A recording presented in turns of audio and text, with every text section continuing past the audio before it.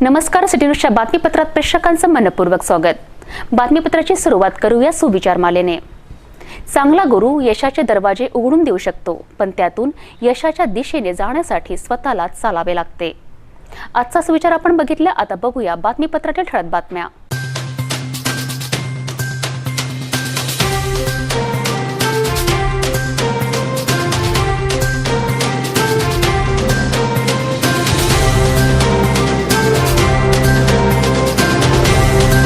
आपण ठळक बातम्या बघितल्या, आता घेऊया छोटासा ब्रेक।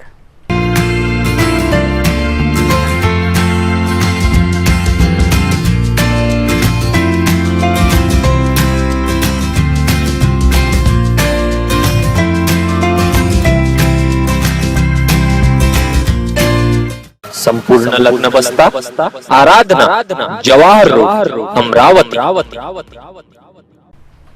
ब्रेक नंतर बघूया सविस्तर बातम्या।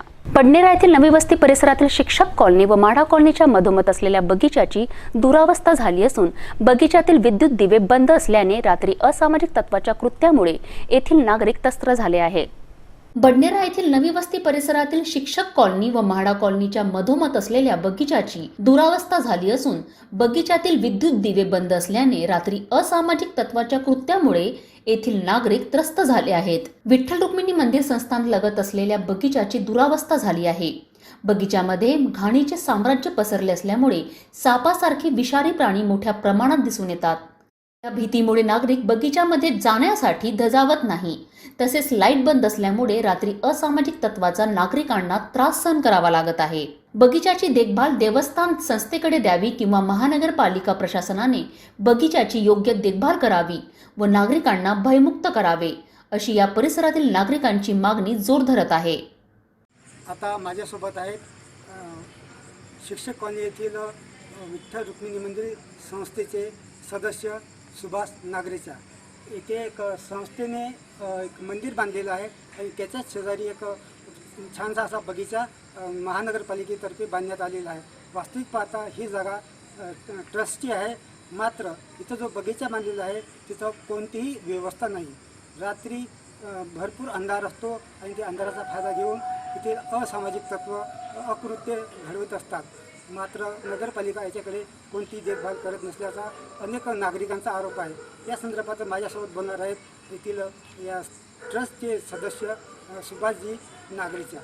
तो क्या प्रॉब्लम है सर इसमें? प्रॉब्लम एक तो बहुत साल पहले यहाँ लाइट लगे थे, अभी लाइट है ही नहीं, और जो यहाँ पे जो चौकीदार होना चाहिए वो चौकीदार यहाँ रहता नहीं। और ये जो गार्डन है, ये गार्डन कॉन्ट्रैक्टर को जाता, कॉन्ट्रैक्टर को जो भी पैसा मिलता वो ऐसी व्यवस्था। पहले गार्डन इतना सुंदर था कि लोग बहुत इन्हें देखने को आते थे गार्डन।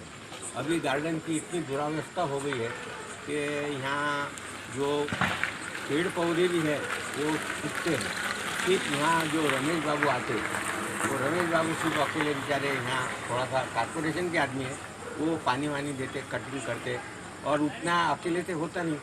ये कॉन्ट्रैक्टर का काम है कि भाई कॉन्ट्रैक्टर ने यहाँ पर थोड़ा सा ख्याल देने को होना, और जो भी पैसा मिलता उस पैसे में से उसकी व्यवस्था करने को होना।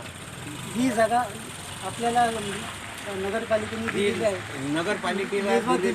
नगरपालिकेला दिलेले आहे, नगरपालिकेच्याच अधिकारात आहे हे सर्व। हा जो भाग आहे गार्डनचा तो नगरपालिकेच्या अधिकारात आहे आणि नगरपालिका त्याची व्यवस्था पाहते। आता नगरपालिका व्यवस्था पाहते, परंतु काय आहे ती नगरपालिका कॉन्ट्रॅक्टमध्ये देते आणि नगरपालिकेचे जे कॉन्ट्रॅक्टर आहे ते कॉन्ट्रॅक्टर त्याची व्यवस्था करतात। आता समाधान सर्व मानावं लागते, परंतु नगरपालिकेचे ऑफिसरनी एखाद्या वेळेस जर चक्कर मारली का इथं काय व्यवस्था आहे बा, काय करते कॉन्ट्रॅक्टर, काय करतात, गार्डनची व्यवस्था कशी आहे त्याची या कॉलनीतील नागरिकांकडून तुम्ही एक प्रतिनिधित्व करता, तर तुम्ही त्यांना काय मागणी करू शकता? आम्ही एक तर म्हणतो की बा हा जो भाग आहे बगीचाचा तो मंदिराच्या संस्थेकडे त्यांनी कॉन्ट्रॅक्ट बेसवर द्यावा आणि मंदिराकडून त्याची व्यवस्था करून घ्यावी आणि लाईटची व्यवस्था करावी, कारण इथे वाह्यात जे बॅड एलिमेंट्स आहेत ते फारच हे असतात।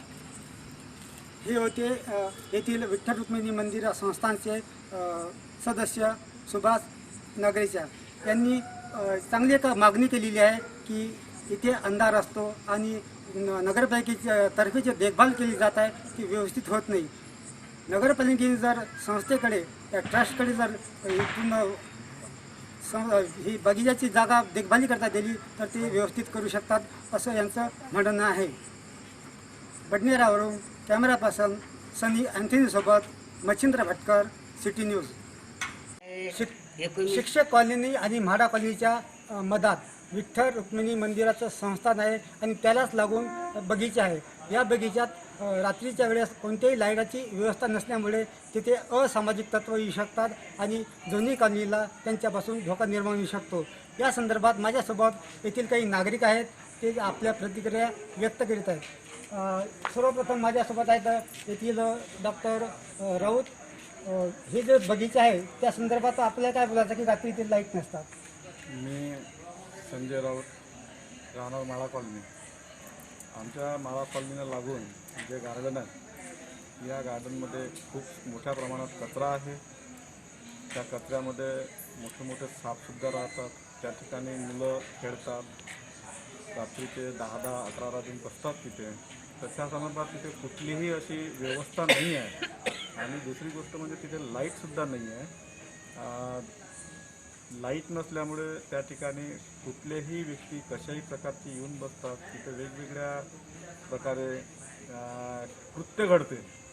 तर या लाईट लावल्यामुळे हे कृत्य घडणार नाही आणि सर्वांना व्यवस्थित त्या ठिकाणी राहता येईल, लहान मुलांना खेळता येईल. म्हातारे जे लोक असतात, प्रौढ, हे त्या ठिकाणी फिरतात, व्यायाम करतात, त्यांनासुद्धा एक त्याच्यापासून संरक्षण मिळेल. आणि या संदर्भात माझ्यासोबत इथे एक वृद्ध महिला आहेत, पांढरी काकू. काकू, या संदर्भात आपल्याला काय सांगायचं आहे? एवढंच सांगायचं आहे की बा हे जे असामाजिक तत्व इथे होतात ते सगळे बंद व्हावे आणि लाईट वगैरे नाही आहे, अंधार आहे, तिथे गवत इतकं मोठं वाढलं आहे तर ते स्वच्छ साफसूफ करून तिथे लाईट लावावे. त्याच्यामुळे जरा आम्हाला फायदा होईल आणि हे सुरक्षित होईल. आणि यानंतर माझ्यासोबत येथील म्हाताऱ्या आहे, आजी आहेत, भटकर काकू. तुम्ही काय बोलणार आहे? बगीच्यामध्ये रात्री अंधार असतो. हो, अंधार राहते आणि तिकडे भीती वाटते, बाहेर यायला लागते. इचू काटा आहे, हे पोर भंडकोल पोर किती वाळकोल बसतात, 12-12 वाजे लोक, 1-1 वाजे लोक, आणि आम्हाला त्याला धोका आहे.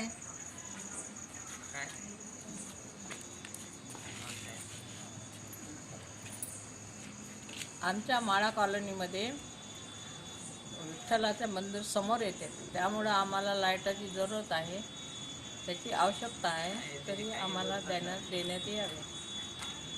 मग तुम्ही काय बोलणार या संदर्भात? बरं, यांनी सगळ्यांनी बोलले ते बरोबर आहे. त्या सर्वांचं एकच मत आहे की या बगीच्यात रात्री लाईटाची व्यवस्था करावी, साफसफाई ठेवावी आणि नगरपालिकेने सुद्धा, महानगरपालिकेने सुद्धा याची दखल घ्यावी अशी यांची मागणी आहे.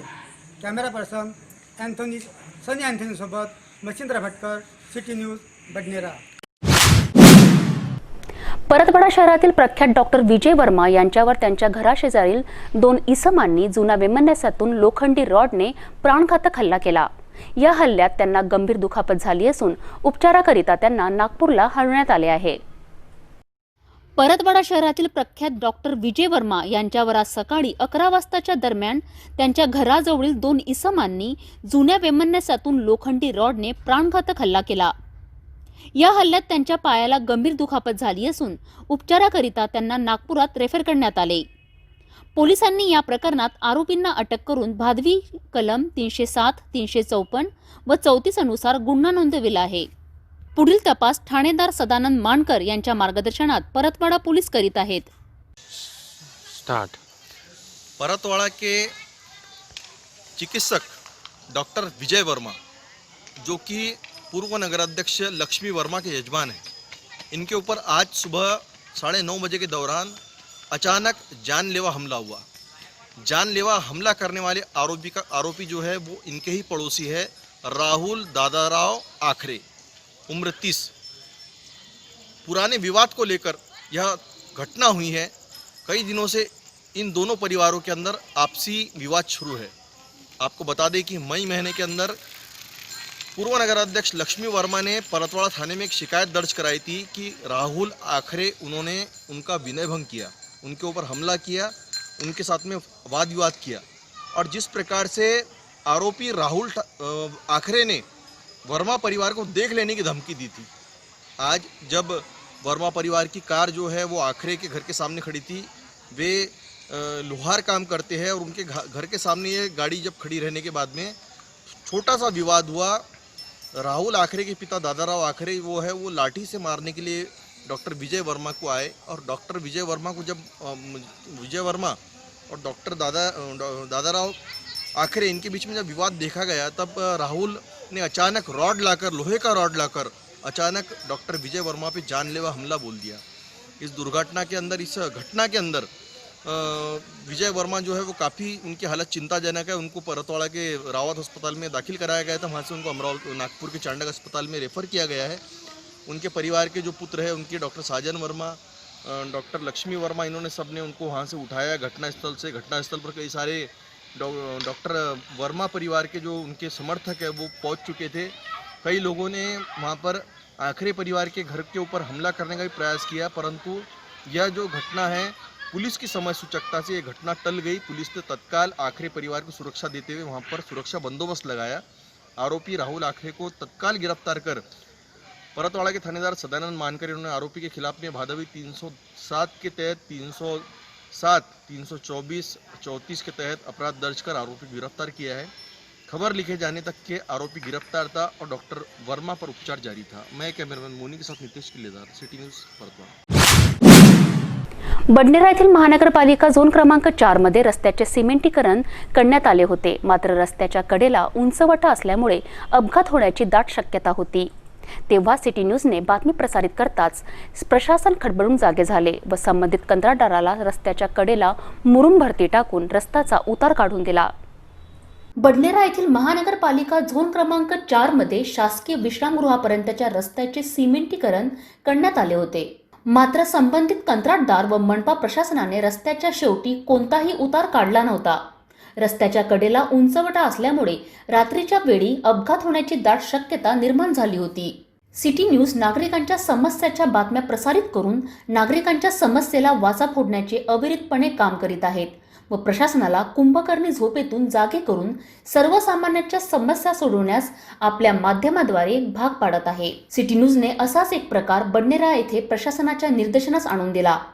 नवी वस्ती परिसरातील विश्रामगृहासमोर रस्त्याचे बांधकाम संपल्यानंतर कोणत्याही प्रकारचा उतार संबंधित कंत्राटदारांनी काढला नव्हता, त्यामुळे अपघात होऊन एखादी जीवितहानी होण्याची दाट शक्यता निर्माण झाली होती। ही बातमी सिटी न्यूजने प्रसारित करताच प्रशासन खडबडून जागे झाले व संबंधित कंत्राटदाराला रस्त्याच्या कडेला थातूरमातूर का होईना मुरुम भरती टाकून रस्त्याचा उतार काढून दिला। त्यामुळे आता नागरिकांना थोडा दिलासा मिळाला आहे व वाहतूक करणे सोपे झाले आहे। नाक दाबल्याशिवाय तोंड उघडत नाही ही म्हण मात्र इथे तंतोतंत खरी ठरते। आमचे प्रतिनिधी मच्छिंद्र भटकर यांच्या बातमीचा हा इम्पॅक्ट रिपोर्ट। मनीषा वाल्मिकी व हाथरस प्रकरणाच्या आरोपींना तात्काळ फाशी देण्यात यावी यासाठी बहुजन क्रांती मोर्चाच्या वतीने संपूर्ण देशभरात जेल भरो आंदोलन करण्यात आले।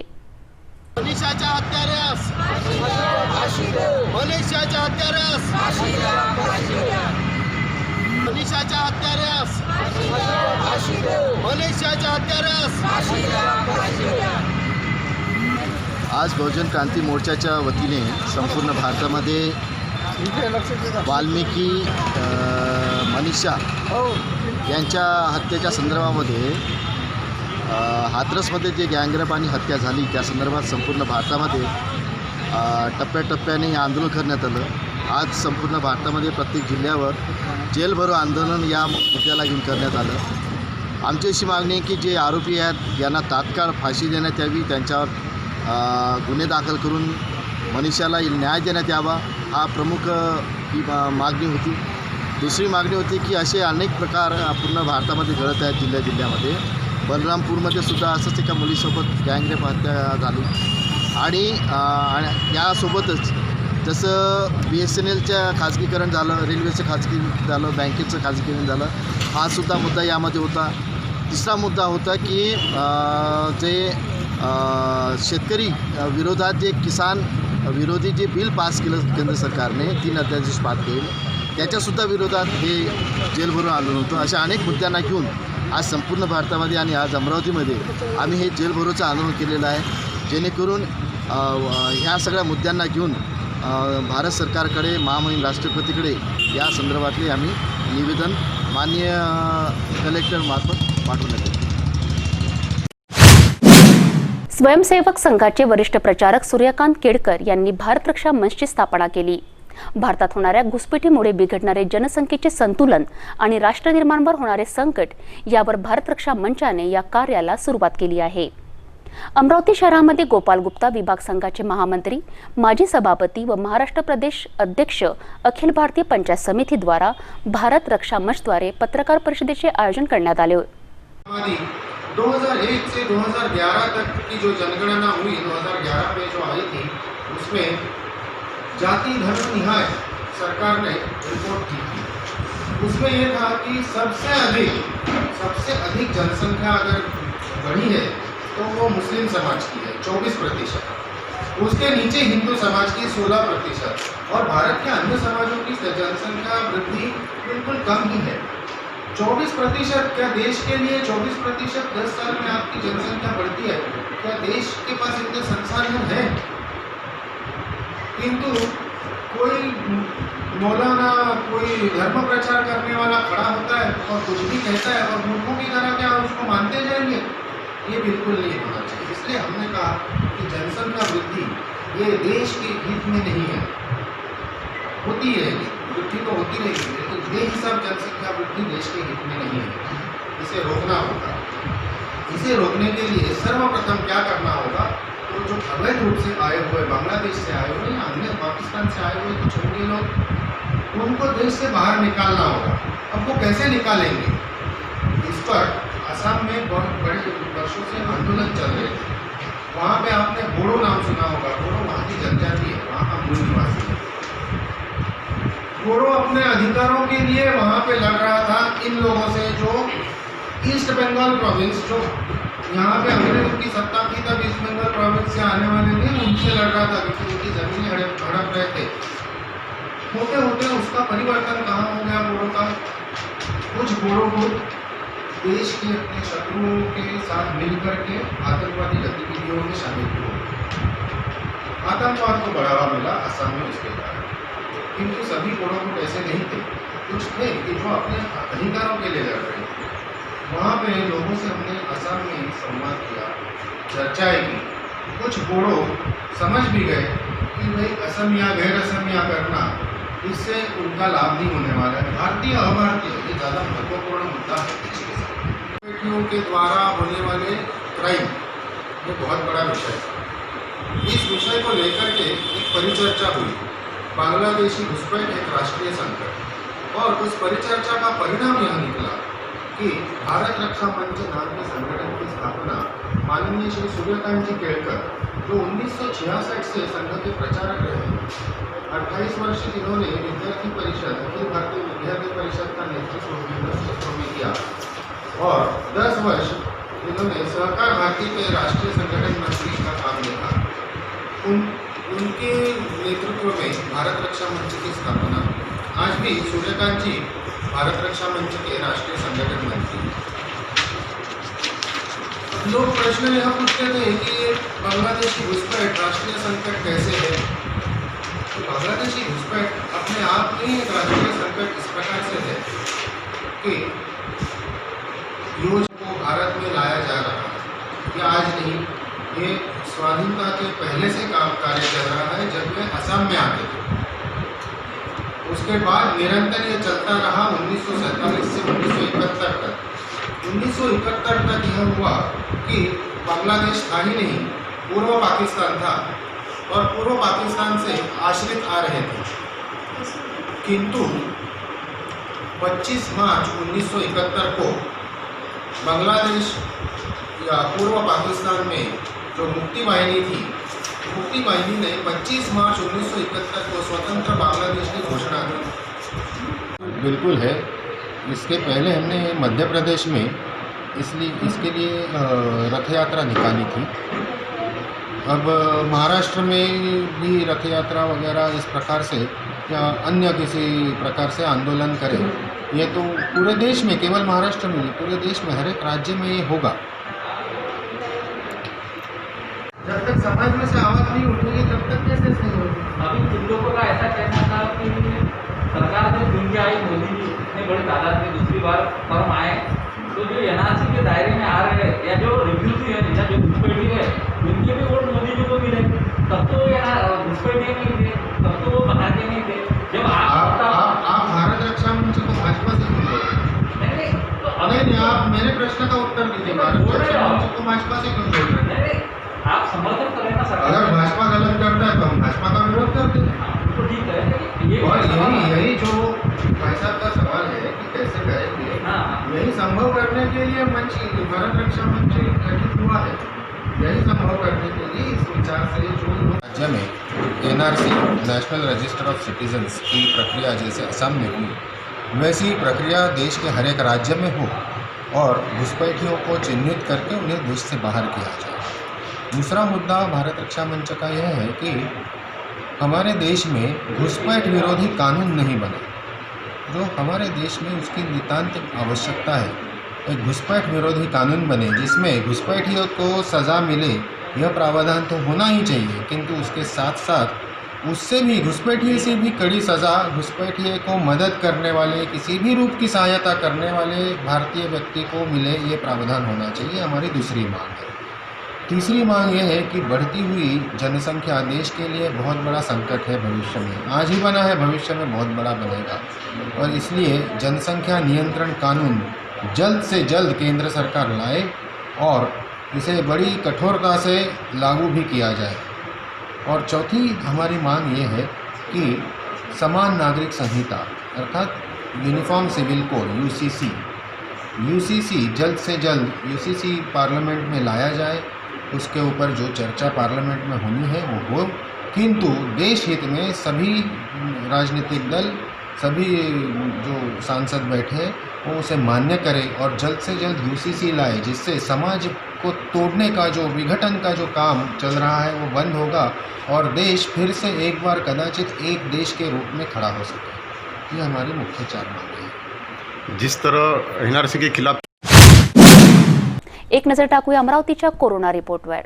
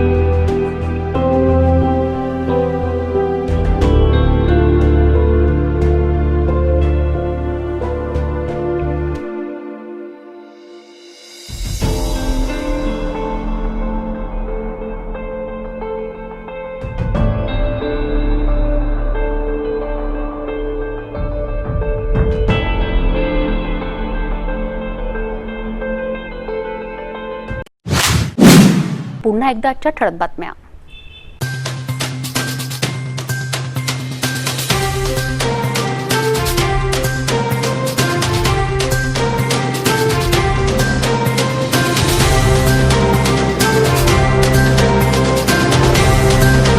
आपण आता सिटी न्यूज चॅनल आपल्या टीव्हीवरही बघू शकता. यामध्ये GTPL channel 73, SCN channel 9, city cable channel 92, in BSN Nagpur 746 वर.